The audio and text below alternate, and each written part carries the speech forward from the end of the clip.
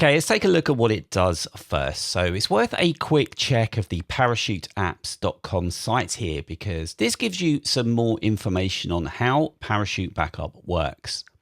Now, as we come down, this point here is important. iCloud is not a time machine.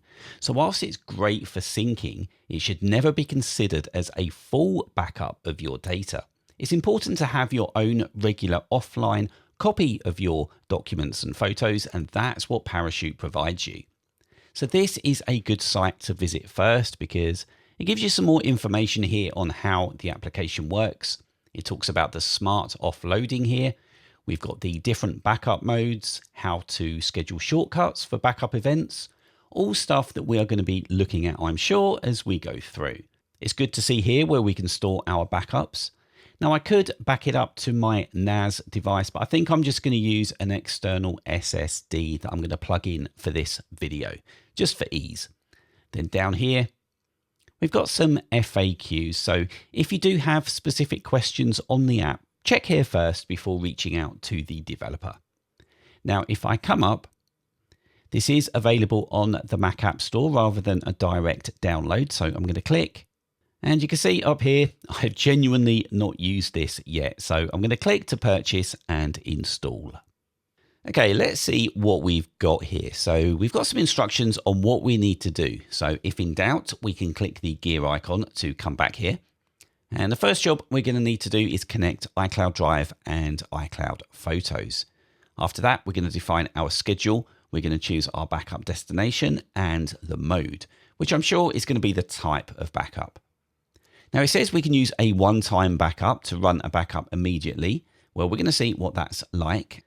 Now down here, we have a description of the 3 backup modes. And this takes me back to my data center management days here. So a full backup is everything, lock, stock, and barrel. And incremental will only back up items that have changed since the last backup was taken. And this is what I'm going to be choosing. But of course, it will need to do a full backup in the first instance. Then all subsequent ones are going to be incremental. Then a mirrored one, well, this is slightly different. This will always ensure that the destination folder is an exact copy of the source. So files will be deleted from your backup if you delete them from the source to make them look the same.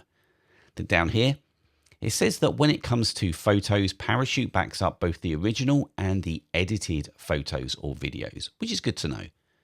Okay, let's dismiss this. And, well, Stephen did say this was a simple interface, and he wasn't kidding. So we've got iCloud Drive on the left and Photos on the right.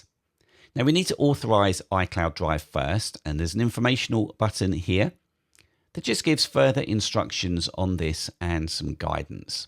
Okay, we don't need that. Let's clear that and click Authorize iCloud Drive. Again, we have some very clear instructions, it seems, on how to do this, so I'll click Continue. And it's taken me directly to my iCloud Drive location here on my Mac. So I'll click Grant Access. Now what's here? So we can grant access to our desktop folder within iCloud Drive if we want to back that up, or we can skip it. Well, I do want to back that up, so I'm going to click to grant access. And again, it's taken me straight there, which is nice. So I'll click Grant Access once more. And we've got another pop-up. Okay, so it's the same with my documents folder. So I'll do exactly the same process again. Just click to grant there, and that's done.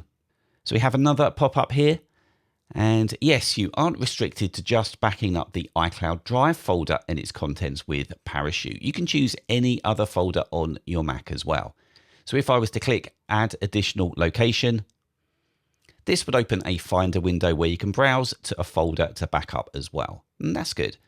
Now, I don't need to, though. I think my original backup of just iCloud Drive and Photos is going to take long enough. So I'll come out of here, and that's our sources connected. So if I click here, what does it show? Well, it shows the 3 connections that we've just made. I can add another from here or clear those ones. Well, that was definitely very easy. If I come out, I can see this is split into 2 sections here. So if I wanted to do a one-time backup, I could click here and set that up. But I'm going to come up to this scheduled section here and click the informational. And this tells us about the frequency, the modes that we've just seen, how to select a destination, and also to override the next scheduled time. Okay, let's see these. I'm going to flick this toggle. And for this to work, of course, we have to enable Parachute at login. Otherwise, it may not be able to stick to the schedule that we've set. So I'll do that. Then just clear this notification up here. Okay, the frequency. We can have hourly, weekly, daily, or monthly. So I'm going to go for weekly. And this is the calendar we can click to manually set the next date. And then here, this is where we set the backup mode. Incremental, full, or mirrored. So I'm going to set this to incremental. And then I'll click choose to set my destination.